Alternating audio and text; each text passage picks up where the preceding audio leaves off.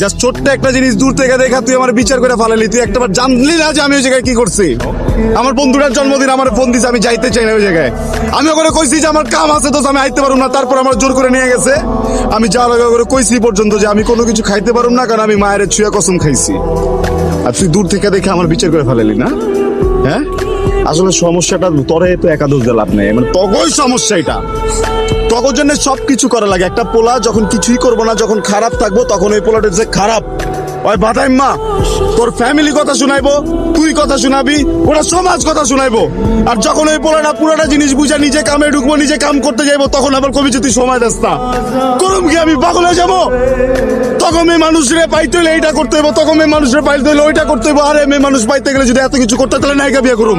তুই কে তোরা কি লেগা বিয়ে করুম? আমি কম আমি আমি আমি ভালো রাখতে পারবো না। আমি রাখুন না তোরে ভালো, যা তোরা কি ভালো রাখবো তুই।